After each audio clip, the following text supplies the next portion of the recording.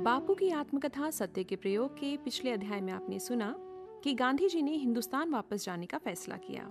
इसके लिए उनके नेटाल वासी मित्रों ने उनसे ये वायदा लिया कि यदि 1 वर्ष में उनकी आवश्यकता हुई तो उन्हें वापस नेटाल आना होगा। गांधी जी ने इस बात के लिए अपनी स्वीकृति भी दे दी। उनके वापस हिंदुस्तान जाने से पहले विदाई समारोह आयोजित किया गया। इस विदाई समारोह में उन्हें जो भेंटें मिली उनमें बहुत से कीमती उपहार भी उन्हें मिले, परंतु ये उपहार गांधी जी के लिए दुविधा का कारण बन गए। बहरहाल बच्चों और कस्तूरबाई को समझाया कि इन उपहारों पर उनका कोई अधिकार नहीं, क्योंकि ये तो उन्हें सेवा करने पर प्राप्त हुए हैं। ऐसा मानकर गांधी जी ने ये सभी उपहार ट्रस्ट को सौंप दिए। इसी कड़ी में आइए सुनते हैं महात्मा गांधी की आत्मकथा सत्य के प्रयोग से अध्याय देश में।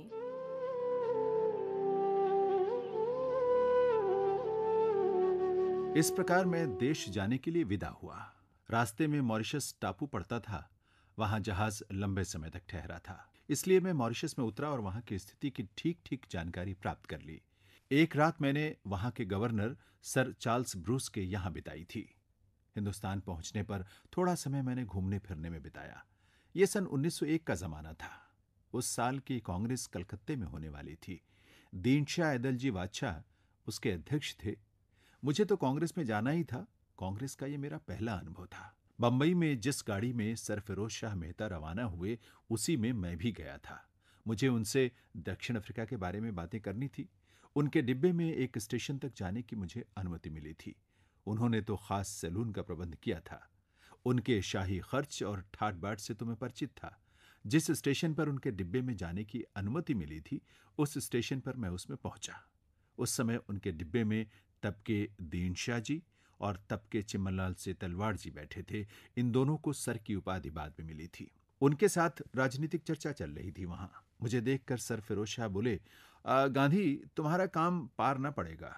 तुम जो कहोगे सो प्रस्ताव तो हम पास कर देंगे, पर अपने देश में ही हमें कौन से अधिकार मिलते हैं? देखो, मैं तो मानता हूं कि जब तक अपने देश में हमें सत्ता नहीं मिलती, तब तक उपनिवेशों में तुम्हारी स्थिति सुधर नहीं सकती। मैं तो सुनकर दंग ही रह गया। सर चिम्मनलाल ने हाँ में हाँ मिलाई। सर दीनशाह ने मेरी ओर दयार्द दृष्टि से देखा।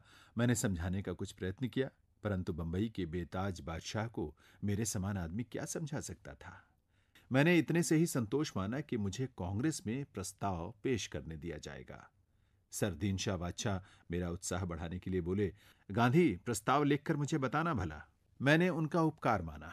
दूसरे स्टेशन पर जो ही गाड़ी खड़ी हुई, मैं भागा और अपने डिब्बे में घुस गया। हम कलकत्ते पहुंचे। अध्यक्ष आदि नेताओं को नागरिक धूमधाम से ले गए। मैंने किसी स्वयंसेवक से पूछा, मुझे कहाँ जाना चाहिए? वो मुझे रिपन कॉलेज ले गया। वहां बहुत से प्रतिनिधि ठहराए गए थे। मेरे सौभाग्य से जिस विभाग में मैं था, उसी में लोकमान्य तिलक भी ठहरे हुए थे। मुझे याद पड़ता है कि एक दिन बाद पहुंचे थे शायद। जहां लोकमान्य हो, वहां छोटा सा दरबार तो लग ही जाता था। मैं चित्रकार होता तो जिस खटिया पर वो बैठते थे, उसका चित्र खींच लेता। उस जगह का और उनकी बैठक का आज भी मुझे इतना स्पष्ट स्मरण है। उनसे मिलने आने वाले अनगिनत लोगों में से एक ही नाम मुझे अब याद है, अमृत बाजार पत्रिका के मोती बाबू। उन दोनों का खिलखिलाकर हंसना और राज्यकर्ताओं के अन्याय के विषय में उनकी बातें भूलने योग्य नहीं हैं। लेकिन आइए वहां की व्यवस्था को थोड़ा देखें। स्वयंसेवक एक दूसरे से टकराते रहते थे। जो काम जिसे सौंपा जाता, वो स्वयं उसे नहीं करता था। वो तुरंत दूसरे को पुकारता था, दूसरा तीसरे को। बेचारा प्रतिनिधि तो न 3 में होता, न 13 में। मैंने अनेक स्वयंसेवकों से दोस्ती की, उनसे दक्षिण अफ्रीका की कुछ बातें भी की। इसमें वे जरा शर्मिंदा हुए। मैंने उन्हें सेवा का मर्म समझाने का प्रयत्न किया। वे कुछ समझे, पर सेवा की अभिरुचि कुकुरमुत्ते की तरह बात की बात में तो उत्पन्न नहीं होती। उसके लिए इच्छा चाहिए और बाद में अभ्यास। इन भोले और भले स्वयंसेवकों में इच्छा तो बहुत थी, पर तालीम और अभ्यास वे कहां से पाते? कांग्रेस साल में 3 दिन के लिए इकट्ठा होकर फिर सो जाती थी। साल में 3 दिन की तालीम से कितना सीखा जा सकता था? जैसे स्वयंसेवक थे, वैसे ही प्रतिनिधि भी थे। उन्हें भी इतने ही दिनों की तालीम मिलती थी।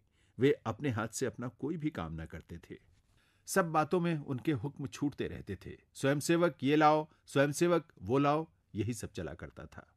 गुजरात के एक भक्त कवि अक्खा भगत ने अपने एक छप्पई में छुआछूत को आभड़ छेट अधकेरो अंग कहकर उसका विरोध किया है और कहा है कि हिंदू धर्म में अस्पृश्यता के लिए कोई स्थान नहीं है। ये अधकेरा अंग अतिरिक्त अंग का भी ठीक ठीक अनुभव हुआ। छुआछूत को मानने वाले वहां बहुत थे। द्राविड़ी रसोई बिल्कुल अलग थी। उन प्रतिनिधियों को तो दृष्टि दोष भी लगता था। उनके लिए कॉलेज के अहाते में चटाइयों का रसोई घर बनाया गया था।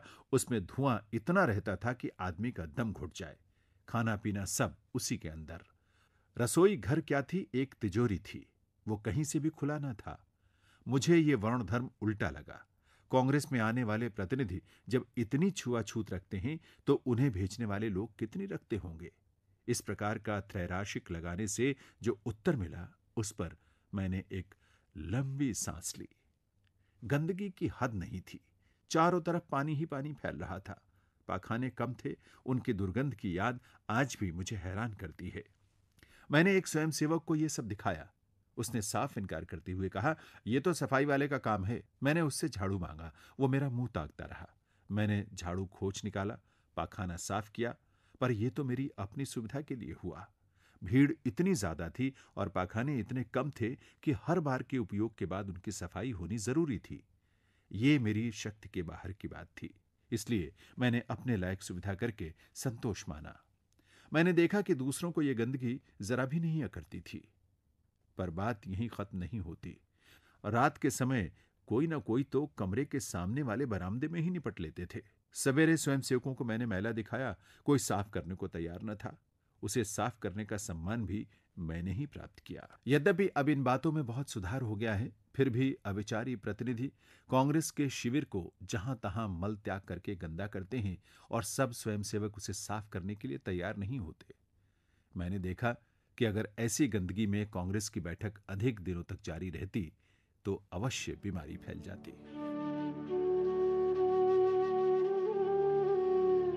अभी आप सुन रहे थे महात्मा गांधी की आत्मकथा सत्य के प्रयोग से अध्याय देश में। वाचन स्वर था जैनेन्द्र सिंह का।